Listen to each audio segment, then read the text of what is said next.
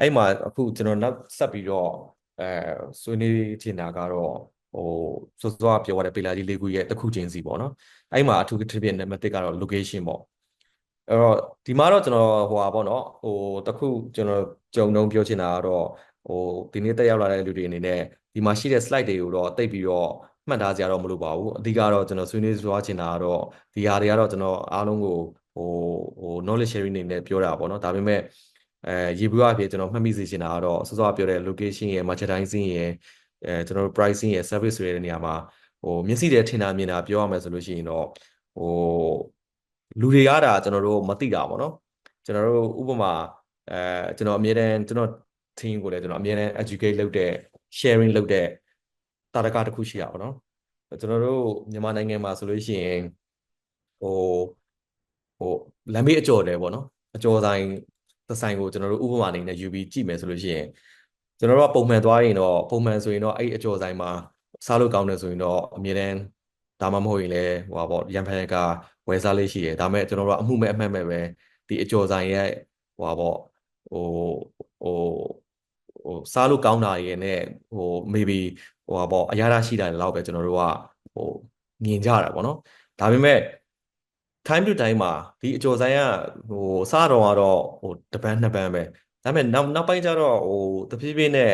အမိုးတွေပါတွေထပ်ထည့်လာတယ်စပွဲတွေပါတွေခင်းလာတယ်နောက်ပိုင်းကျတော့ထိုင်ကုန်တွေပါတွေ customer တွေထိုင်စားလို့ရအောင်ပါလာတယ်ပေါ့နော်အဲ့တော့အမှန်တမ်းပြောမယ်ဆိုလို့ရှိရင်တော့ကျွန်တော်တို့တွေကတော့ retail management တွေနောက်ပြီးတော့ဟိုပါပေါ့နော်ဟိုဟို systematic approach တွေကိုအများကြီး educate လုပ်အောင်အများကြီးကျွန်တော်တို့သင်ယူရတယ်ပေါ့နော်ဒါပေမဲ့ကျွန်တော်တို့အဲ့ဒီစောစောပြောတဲ့အကျော်ဆိုင်ရတယ်သူကအခုကျွန်တော်စောစောဆွေးနွေးသွားတဲ့ဟာကိုသူကမသိပဲနဲ့သူကလုံနေတာလည်းရှိတာပေါ့နော်ဥမာ location ပေါ့သူအကျော်ဖွင့်တဲ့နေရာမှာပထမဆုံးသူအကျော်ဆိုင်စပြီးတော့မဖွင့်ခင်တည်းကသူဒီနေရာမှာသူအကျော်ဆိုင်ဖွင့်မယ်ဆိုပြီးတော့သူရွေးချယ်ခဲ့တယ်ဆိုတာဒါသူ location ကိုသူပထမဆုံးသူ select လုပ်ခဲ့လိုက်တာပေါ့နော်သူ့မှာတော့သူ့ရဲ့သတ်မှတ်ချက် criteria ရှိနိုင်ပါတယ်ဒီနေရာမှာတခြားအကျော်တဲ့ဆိုင်တွေမရှိလို့တော့၎င်းဒါမှမဟုတ်ရင်လည်းဒီနေရာမှာလူစီကားလို့တော့၎င်းဒီနားမှာကျောင်းတွေရုံးတွေများလို့တော့၎င်းအစရှိတယ်ပြောနော်ဒါသူ့ရဲ့ criteria တော့သူသတ်မှတ်လိုက်တယ်ပေါ့နော်အဲဒီသတ်မှတ်လိုက်ပြီးတဲ့အချိန်မှာသူကဒီနေရာမှာသူအကျော်ဆိုင်ဖွင့်မယ်ဆိုပြီးတော့သူကဆုံးဖြတ်လိုက်တယ်ဆုံးဖြတ်လိုက်ပြီးတဲ့အချိန်မှာသူကဒီအကျော်ဆိုင်ဖွင့်မဲ့နေရာကိုသူရွေးလိုက်တယ်ရွေးပြီးတော့ဒီလန်တောက်ဒီနေရာမှာသူဒီအကျော်ဆိုင်စဖွင့်တယ်စစချင်းမှာတော့သူကlocation ကိုသူကပထမဆုံးသူရွေးလိုက်တာပေါ့နော်ရွေးပြီးတဲ့အချိန်မှာသူကအကျော်ဆိုတဲ့နေရာမှာဘူးဒီရောရောက်မှလားကျက်သွန်ကြော်ရောက်မှလားအရွက်ကြော်ရောက်မှလားအစရှိတယ်ဒါသူစောစောပြောတဲ့ merchandising selection process ကိုသူဆက်သွားတာပေါ့နော်ဆက်သွားပြီးတော့ပထမဆုံးတော့သူကဒီနေရာမှာသူအခုမှစဖွင့်တဲ့အတွက်အကျော်ကိုတော့2မျိုး3မျိုးပဲသူရောက်မယ်အဲ့ဒီ2မျိုး3မျိုးရဲ့အခြေအနေနဲ့နောက်ပြီးတော့ customer ရဲ့ feedback နောက်ပြီးတော့ demand ပေါ်မူတည်ပြီးတော့နောက်ထပ်တခြားအကျော်ဆုံးတွေအဲအစရှိတယ်ဖြစ်ပေါ့နော်သူထပ်ပြီးတော့ဒါကတော့ကျွန်တော်တို့ retail ဘောအနေနဲ့ပြောမယ်ဆိုရင်တော့ product တွေထပ်ပြီးတော့ချဲ့တာပေါ့နော်SKU ထပ်ထည့်မလားဆိုပြီးတော့တွားတာပေါ့နော်အဲ့တော့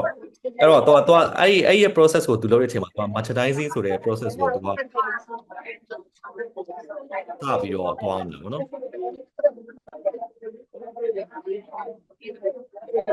sorry ကျွန်တော်တန်ချင်တာမသိဟုတ်ပါတယ်ဗျဟုတ်အဲ့တော့ဒီစောစောကျွန်တော်ပြောလို့မျိုးပေါ့နော်သူကအကျော်ကိုစပြီးတော့သူကဟိုရွေးချယ်လိုက်ပြီးတော့သူဒီဘာပဲအကျော်ဘယ်နှမျိုးရောင်းမလဲပြီးရင်ဒီအကျော်ဘယ်နှမျိုးရောင်းမယ်လို့သူဆုံးဖြတ်ပြီးတဲ့အချိန်မှာတော့သူဒီရောင်းမဲ့ဈေးကိုသူသတ်မှတ်တာပေါ့နော်တစ်ခု900နဲ့ရောင်းပါလား3ခုဝယ်လို့ရှိရင်1000နဲ့ရောင်းပါလားအစရှိတယ်ပြီပေါ့နော်ဒါပေမဲ့အဲ့ဒီအချိန်မှာတော့သူက pricing ကိုသူစပြီးတော့သတ်မှတ်တာပေါ့နော်အဲ့တော့သူကဒီ pricing ဆိုတဲ့ process ကိုသူတွားနေတယ်အဲ့ pricing ကနေပြီးတော့တခါစပြီးတော့သူဖွင့်တဲ့အချိန်မှာတော့ဖွင့်ပြီးပင်ချင်းမှာတော့လူသိအောင်ဆိုပြီးတော့ကြော်ညာတဲ့အနေနဲ့လူကိုအထွက်လှုပ်စေခြင်းတဲ့သဘောအနေနဲ့သူကတစ်ခုကို900ဒါပေမဲ့3ခုဝယ်ရင်တော့1000အစားရှိတယ်ပြီပေါ့နော်ဒါမှမဟုတ်လည်းတစ်ခုဝယ်ရင်တစ်ခုရမယ်ဆိုပြီးတော့ပုံစံမျိုးနဲ့သွားတာမျိုးတွေရှိမှာပေါ့နော်ဒါကသူကတစ်ဖက်မှာကြည့်မယ်ဆိုလို့ရှိရင်တော့ promotion လည်းလုပ်နေသလိုမျိုးတစ်ဖက်မှာလည်းဒါ customer ကို service တစ်ခုလည်းပေးနေတယ်နောက်ပြီးတော့တစ်ဖက်မှာလည်းသူက customer ကို demand generation လုပ်နေတာပေါ့နော်အဲ့တော့ပြောရမယ်ဆိုလို့ရှိရင်တော့အကျော်တဲ့ဒီ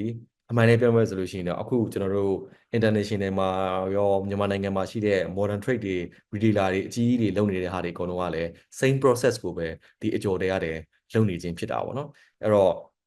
သူဒီလည်းအမှန်တိုင်းပြောမယ်ဆိုလို့ရှိရင်တော့ retail concept ကိုကောင်းကောင်းသဘောပေါက်နားလည်တဲ့သူလည်းဖြစ်တာပေါ့နော်အဲ့တော့ကျွန်တော်ဒီမှာပြန်ကောက်အောင်မယ်ဆိုလို့ရှိရင်တော့ကျွန်တော်တို့ရဲ့ဟိုပါပေါ့နော် location criteria မှာကျွန်တော်တို့ကဒီအချက်ကတော့ဟိုlocation တစ်ခုကိုမရွေးခင်မှာ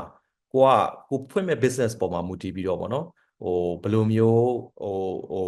ရွေးချယ်ရမှာလဲကိုကစောစောပြောနေပေါ့နော် brick and mortar retailer ကိုသွားမှာလားဒါမှမဟုတ်ရင်လည်းစိုင်ကြီးပဲဖွင့်မှာလားဒါမှမဟုတ်ရင်လည်းကျွန်တော်တို့က direct to consumer ကိုသွားမှာလားအစားရှိတွေဖြစ်ဒါတွေသိဖို့ဆိုရင်တော့ကျွန်တော်တို့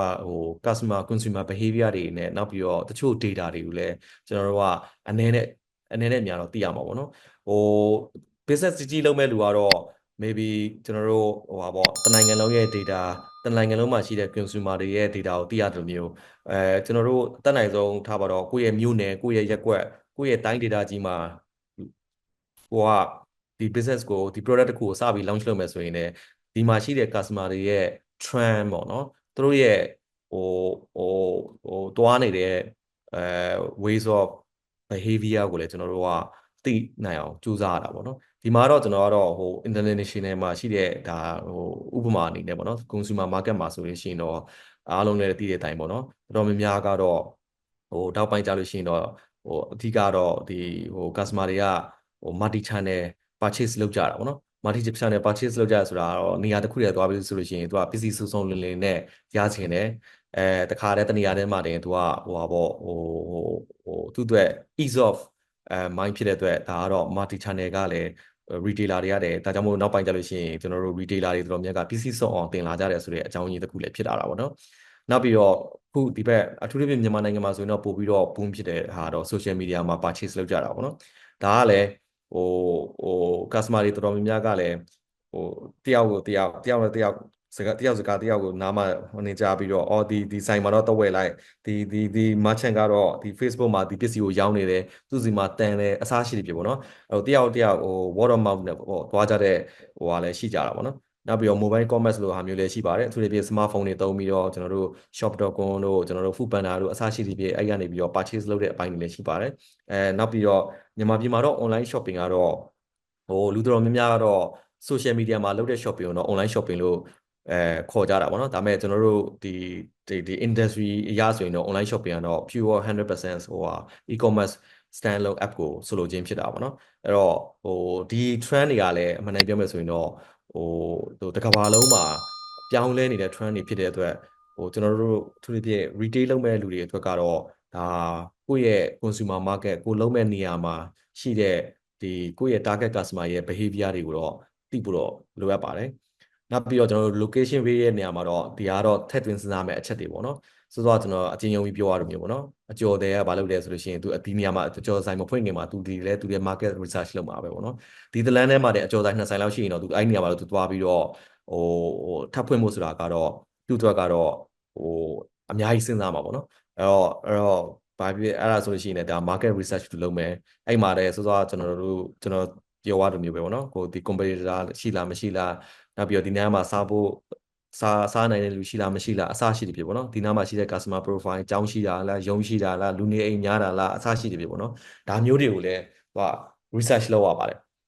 နောက်ပြီးရင်တော့ကျွန်တော်တို့ performance management ပေါ့နော်အဲ့တော့တစ်ခုကနေတစ်ခုပြန်ပြီးတော့ကျွန်တော်တို့lead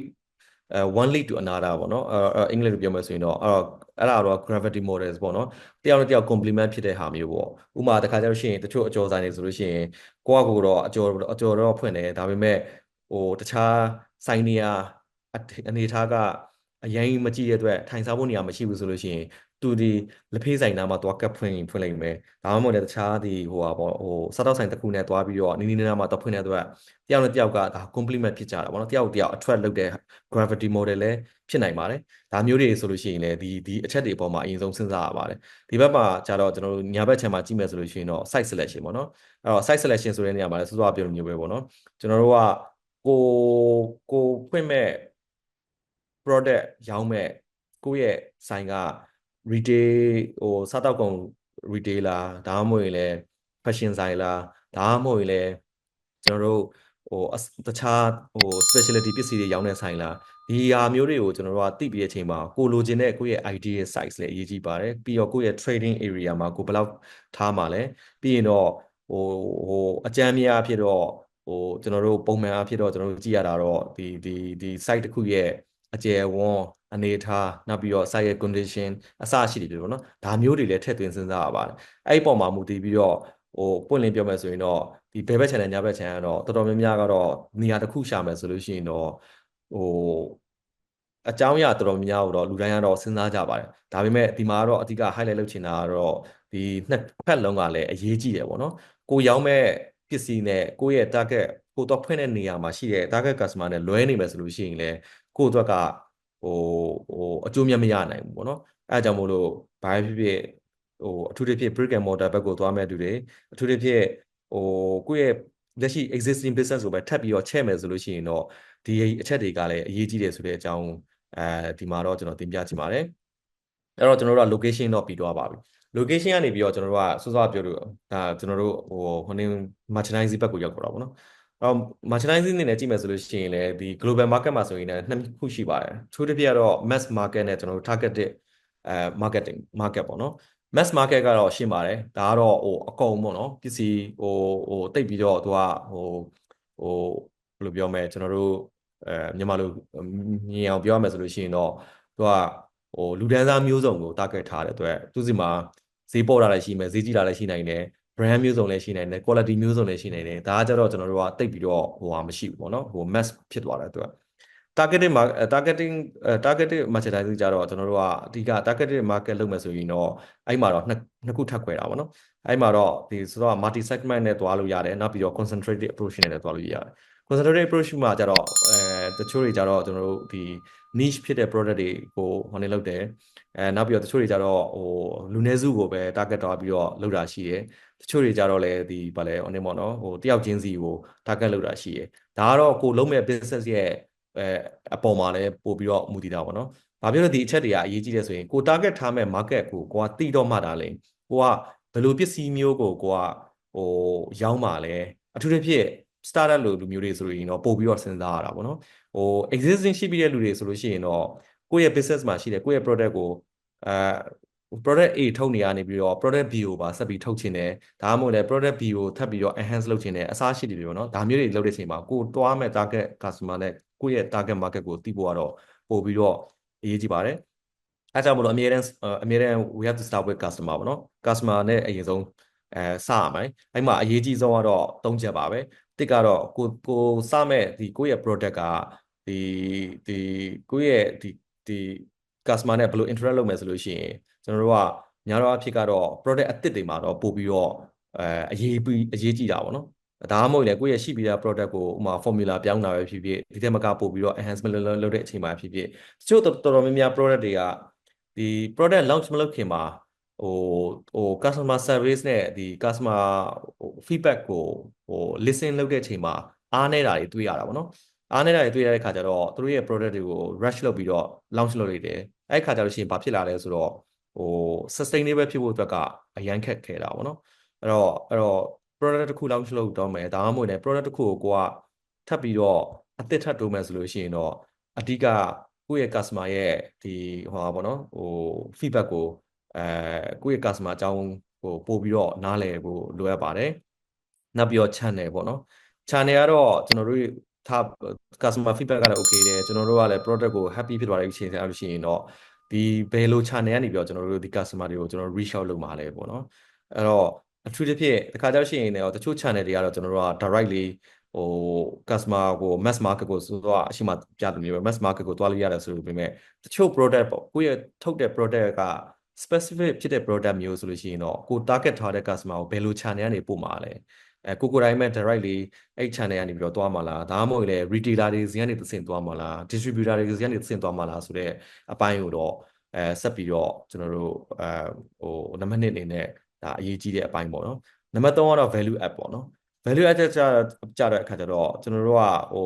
ဒီ product ဒါမှမဟုတ်လေဒီ service တစ်ခုကိုထပ်ပြီးတော့ဘယ်လိုမျိုး value add မှာလဲပေါ့နော်အဲ့တော့ဒီ ဒီ customer တွေကဒီ customer ပဲဖြစ်ဖြစ်ဒီ distributor တွေပဲဖြစ်ဖြစ်ဒီ retailer တွေကပဲဖြစ်ဖြစ်ပေါ့နော်ကိုယ့်ရဲ့ဒီ product ကိုတို့ကစပြီးတော့ဟိုသဘောလဲကြတယ်အဲ့ channel မှာလဲကွာတင်ရောင်းဖို့တော့လည်းအဆင်ပြေသွားပြီဆိုလို့ရှိရင်တော့ဒီထက်မှက sustainable future ကိုသွားဖို့အတွက်ကိုဘယ်လိုမျိုး value တွေအပ်လို့ရမှာလဲဘယ်လိုမျိုး service တွေထပ်ပြီးတော့လုပ်လို့ရမှာဆိုတဲ့အပိုင်းကိုလည်းကိုကသိဖို့လိုတာပေါ့နော်အဲ့တော့ဒီကိုယ့်ရဲ့ customer ကိုသိချင်အဖြစ်စောစောကပြောတဲ့ဒီ channel 3ခုကနေပြီးတော့လဲကျွန်တော်တို့ကိုယ့်ရဲ့ product ကိုဘယ်လိုသွားမယ်ဆိုတဲ့ဟာမျိုးကိုတော့သိနိုင်တာပေါ့နော်တခါကျွန်တော်တို့စောစောကကိုယ့်ရဲ့ customer သိသွားပြီကိုယ့်ရဲ့ market ကိုသိသွားပြီဒါမျိုးဆိုလို့ရှိရင်တော့ကျွန်တော်တို့ဒီ merchandising အနေနဲ့ကိုယ့်ရဲ့buying decision လောက်ရတော့မှာပေါ့နော် buying decision လောက်ရတဲ့နေရာမှာစောစောကကျွန်တော်အကျော်တဲ့ဥပမာနဲ့ပြောလို့မျိုးပါပဲသူစစချင်းမှာသူ့ရဲ့ target customer သိသွားပြီသူကဒီနေရာမှာတော့ဘယ်လိုအကျော်မျိုးရောင်းရင်ကောင်းမလဲဆိုတာတော့သူစဉ်းစားပြီးတော့သူဆုံးဖြတ်လိုက်ပြီဆိုတဲ့အချိန်မျိုးမှာဒါသူ buying decision သူလောက်ရတော့ပေါ့နော်အဲ့တော့ဒါကတော့ဒီ retailer တယောက်အနေနဲ့ဆိုရင်တော့အထူးသဖြင့်modern trade မှာဆိုရင်တော့ item တွေပိုများတဲ့အတွက်သူတို့ရဲ့ဒီအနောက်မှာရှိတဲ့ buying team တွေကနေပြီးတော့ဘာတွေဝယ်မှာလဲဘယ်လို item မျိုးတွေဝယ်ပြီးတော့ဘယ်လိုမျိုးရောင်းမှာလဲအဲ့လိုမျိုးအပိုင်းတွေကိုဘယ်ကနေပြီးတော့ကျွန်တော်တို့က source လုပ်မှာလဲအစရှိပြီဒါတွေစဉ်းစားရတာပေါ့နော်အဲ့တော့နံပါတ်1 age ကတော့ငါတို့ကဘာတွေဝယ်ကြမှာလဲပေါ့နော်အဲ့တော့ကိုကစောစောပြောလိုမျိုးပဲကိုရောင်းမဲ့ပစ္စည်းကိုယ့်ရဲ့ product ကတော့ကိုယ့်ရဲ့ customer type ပေါ်မှာမူတည်ပြီးတော့စားတောက်ကုန်လုပ်ငန်းသွားမယ်ဆိုရင်တော့ obviously ဒါတော့စားတောက်ကုန်ဘက်ကိုကျွန်တော်တို့ကပေါ့နော်ကြည့်ရမှာပေါ့နော်အဲ့မှာစားတောက်ကုန်မှာတခါထပ်ပြီးတော့အမျိုးစုံရှိတာပေါ့နော်အဲ့မှာကျွန်တော်တို့ snacking တွေရှိမယ်နောက်ပြီးတော့ basic essential တွေရှိမယ်နောက်ပြီးတော့ကျွန်တော်တို့ဒီတခြားစားတောက်ကုန်နဲ့ related ဖြစ်တဲ့လူသုံးကုန်ပစ္စည်းတွေရှိမယ်ဒါမျိုးတွေကိုကျွန်တော်တို့ကcustomer profile ပေါ်မှာမူတည်ပြီးတော့ customer ကလည်းဘာလိုချင်တာလဲပေါ့နော်ဆိုင်တစ်ခုခုသွားပြီးဆိုလို့ရှိရင်တော့အဲ့ဒီမျိုးမှာကျွန်တော်တို့ကကြည့်ပြီးတော့မှကျွန်တော်တို့က merchandising policy ကိုစပြီးတော့ချရတာပေါ့နော်အဲ့တော့ဒီဆိုင်မှာဘယ်လိုပစ္စည်းမျိုးတွေရောင်းပါလဲဘယ်လိုမျိုး assortment တွေထည့်မှာလဲအစရှိတဲ့ဖြစ်ဒါတွေကိုတော့what to buy ပေါ့နော်ဒါတွေကိုကျွန်တော်တို့ကစပြီးတော့policy စပြီးတော့ဆွဲရတာပေါ့နော်အဲ့မှာပြီးတော့ကျွန်တော်တို့ကဝယ်တဲ့ခါကျလို့ရှိရင်တော့ကိုယ့်ရဲ့ business size ကိုယ့်ရဲ့ demand ပေါ်မှာမူတည်ပြီးတော့ဘယ်လောက်ဝယ်ကြမှာလဲဘယ်တော့ဝယ်မှာလဲပေါ့နော်အဲ့တော့အဲ့မှာလည်းတခါmerchandising မှာတော့ရေပွေးအဖြစ် policy နှစ်ခုရှိတာပေါ့နော် financial object နဲ့တွားတဲ့ဟာလည်းရှိသလိုမျိုး open to buy ပေါ့နော်ဒါတော့open to buy ကတော့များတော့အဖြစ်ကတော့retailer အကြီးတွေမှာလောက်ကြတာများပါတယ်ဒါကတော့သူတို့ကတော့estimate sales ပေါ်မှာကြည့်ပြီးတော့နောက်တစ်ခုကလည်းဒီ retailer အကြီးတွေကြတော့ chain store တွေဖြစ်တဲ့အတွက်သူတို့မှာဒီပေါ့ထိုက်ရောက်တဲ့ volume တစ်ခုရှိတဲ့အခါကျတော့ဒါကျွန်တော်တို့ကbuying power ရှိတဲ့ခါကျလို့ရှိရင်တော့ open to buy policy ကိုပို့ပြီးသွားကြတာပေါ့နော် financial object ကြတော့ဆိုတော့ဒီအထူးသဖြင့်retailer အသေးမျိုးတွေဒါမှမဟုတ်ရင်လည်းsmall and medium လောက်မှာရှိတဲ့ retailer တွေကြတော့ဒီ merchandising ရဲ့ကိုယ့်ရဲ့ budget ပေါ်မှာမူတည်ပြီးတော့ကိုရောင်းတဲ့ထဲကနေပြီးတော့ကိုအရောင်းတဲ့ကနေပြီးတော့ကိုကဘယ်လောက်ပြန်ပြီးတော့ဝယ်မှာလဲနောက်ပြီးကိုယ့်ရဲ့ inventory ကိုဘယ်လောက်ထားမှာလဲ inventory ဆိုတဲ့နေရာမှာကကိုယ့်ရဲ့ထားထားတဲ့ပစ္စည်းရဲ့ရက်ကိုလည်းကိုကတွက်ရတာပေါ့နော်တရက်ကိုတစ်ခုရောင်းနေတဲ့ item မျိုးမှာဆိုလို့ရှိရင်တော့ကိုကအနောက်မှာ bucket အနေနဲ့ဘယ်လောက်ထိကိုကတိန်းထားမှာလဲအစရှိတယ်ဖြစ်ပေါ့နော်ဒါမျိုးတွေကိုလည်းဒီက financial object နဲ့တွားတဲ့ဟာမျိုးတော့ရှိပါတယ်ဒါကတော့အများတော့အဖြစ်ကတော့ retailer အသေးတွေကတော့လောက်ရတဲ့အပိုင်းတွေပေါ့နော်ပြီးရင်တော့ကျွန်တော်တို့ဘယ်ကနေပိုင်းမှာလဲပေါ့နော်များတော့အဖြစ်ကတော့ retailer တွေကတော့ supplier တွေအထူးသဖြင့် supplier တွေထဲမှာဆိုလို့ရှိရင်အခုတချို့ဒီ MSME business တွေပါပါတယ်အဲ့မှာပြီးရင်သူတို့စီကနေပြီးတော့ဝယ်တာပဲဖြစ်ဖြစ် market ကနေဝယ်တာပဲဖြစ်ဖြစ်ဒါကတော့ဒီ new channel မျိုးစုံနေပြီးတော့ sourcing လုပ်ကြတာပေါ့နော်အဲ့မှာတခါထပ်ပြီးတော့တခြားဒီ process တွေဖြစ်တဲ့ negotiation လုပ်တာတွေရှိလိမ့်မယ် unit purchase တွေရှိလိမ့်မယ် unit purchase တွေကတော့များတော့အဖြစ်ကတော့ volume purchase တွေကိုဆိုလိုခြင်းဖြစ်ပါတယ်ပြီးတော့ကျွန်တော်တို့အဲ့မှာ pricing တက်မှတ်တာတို့ဘာလို့အစရှိတယ်ပြောနော်ဒါကတော့ပုံမှန် buying decision process ကိုပြတာပါဒါကတော့ဒီစောစောဒီ buying decision လုပ်တဲ့ဟာတဲ့ flow ပေါ့နော်ကျွန်တော်တို့စောစောကျွန်တော်အစမှာလည်း briefly ပြောခဲ့လို့မျိုးပါပဲcustomer တယောက်က retail ကိုကြည့်တဲ့အချိန်မျိုးမှာဆိုလို့ရှိရင်တော့သူတို့ကဆိုင်ထဲဝင်သွားတယ်ဈေးဝယ်တယ်လိုချင်တဲ့ပစ္စည်းကိုတောင်းနဲ့ထည့်တယ်ပြီးလို့ရှိရင်ကက်ရှာကောင်တာမှာရှင်းသွားတယ်ပေါ့နော်ဒါပေမဲ့ဒီ generalize ကြည့်မယ်ဆိုရင်တော့ဒီအရှိတပိုင်းလေးပဲမြင်တာပေါ့နော်ဒါပေမဲ့ retailer တယောက်အနေနဲ့ကျတော့သူ့ရဲ့အနောက်မှာဆက်ပြီးတော့တွားတဲ့ ဒီ item တစ်ခုကကျွန်တော် supplier စီကနေပြီးတော့ shopper စီရောက်ဖို့အတွက်ကတော့ဒီ main flow ၄ခုရှိတာပေါ့နော်supplier သို့မဟုတ် manufacturer ကနေပြီးတော့ကျွန်တော်တို့ product က either distributor စီကိုသွားတာပဲဖြစ်ဖြစ်ဒါမှမဟုတ်ရင်လည်း supplier ကနေပြီးတော့ directly retailer ကို product supply လုပ်တာပဲဖြစ်ဖြစ်ပေါ့နော်အဲ့ကနေမှတစ်ဆင့် retailer ကနေပြီးတော့နောက်ဆုံး shop ပေါ်တင်ပြီးတော့ customer ဈေးဝယ်သွားတဲ့အချိန်အထိမှာတော့ဒီအဓိကဒီမှာမျှပြထားတဲ့အတိုင်းပေါ့နော်product base ဆိုရင်တော့ product ရယ်နောက်ပြီးတော့ data ပေါ့နော် information တွေကတော့ data တွေရှိတယ်နောက်ပြီးတော့finance ကတော့ဒီစောစောဒီစပြီးတော့ဝယ်တဲ့အချိန်ကနေပြီးတော့ customer စီရောက်တဲ့အချိန်မှာကျွန်တော်တို့ financial process တွေရှိတာပေါ့နော်အဲ့တော့ဒီ data တွေမှာဆိုလို့ရှိရင်တော့များသောအားဖြင့်ကတော့ supplier တွေစီကနေပြီးတော့ purchase လုပ်ပြီးလို့ရှိရင်တော့ကျွန်တော်တို့ distributor စီကနေပဲဖြစ်ဖြစ်ပေါ့နော် manufacturer စီကနေပဲဖြစ်ဖြစ် retailer တွေကနေပဲဝယ်တယ်chain store ရှိတဲ့လူတွေကတော့သူတို့ရဲ့ဒီဟိုပါပေါ့နော်centralized district မှာသူတို့ပစ္စည်းကိုထားတယ်ပြီးတော့သူတို့logistic like logistic ကိုသုံးပြီးတော့ service ကိုသုံးပြီးတော့ဆိုင်တွေကိုပစ္စည်းပို့တယ်ပေါ့နော်ပြီးတော့ customer ဝယ်သွားတဲ့အချိန်မှာအဲ့မှာ data တွေအများကြီး create လုပ်တယ်ပေါ့နော်ဘာလို့ဒီ data တွေကအရေးကြီးတယ်ဆိုလို့ရှိရင်ကျွန်တော်တို့က retailer တွေကအလဲကနေပြီးတော့ supplier တွေကနေပြီးတော့ဘယ်လိုပစ္စည်းမျိုးတွေဘယ်လောက်ဝယ်မှာလဲ distributor စီကနေပြီးတော့ဘယ်ပစ္စည်းကိုတော့ပို့ပြီးတော့မှာမှာလဲ quantity ကဘယ်လောက်မှာမှာလဲဆိုတာကဒီ shopper တွေစီကနေပြီးတော့ရတဲ့ data ပေါ်မှာအခြေခံပြီးတော့သွားတာမျိုးဖြစ်တယ်လို့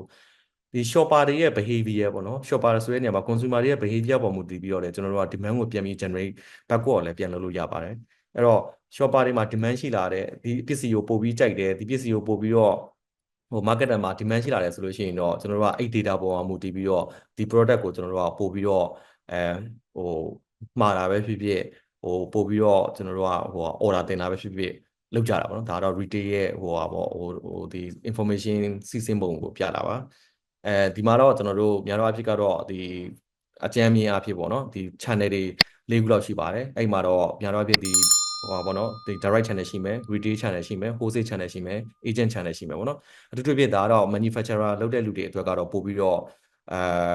ဟိုဟို family ရဖြစ်ပြီးသားနေမှာပေါ့နော်retail channel ဆိုရင်တော့တော်တော်များများကတော့ wholesale ကနေပဲဖြစ်ဖြစ်လာတာမျိုးလည်းရှိနိုင်တယ်လို့ distributor နေလာတာမျိုးလည်းရှိနိုင်တယ်။တစ်ခါကျရင်တော့ retailer စီကို direct လာတဲ့ဒီ supplier တွေလည်းရှိနိုင်တာပေါ့နော်။ဒါပေမဲ့ဒီ channel ၄ခုလုံးကတော့အားလုံးကတော့ကျွန်တော်တို့ကတော့ consumer စီကို direct သွားတာဖြစ်တယ်။တချို့ agent channel တွေကတော့များသောအားဖြင့် consumer ကို direct သွားတယ်။ဒါပေမဲ့ agent တွေကတော့တခါ producer တွေဒီ manufacturer တွေစီကနေပြီးတော့သူတို့ကbulk purchase ဝယ်ပြီးတော့ဂျားထဲမှာဈေးတစ်ခုကိုကစားပြီးတော့သူတို့က consumer ကို direct ရောင်းတဲ့channel ဖြစ်တာပေါ့နော်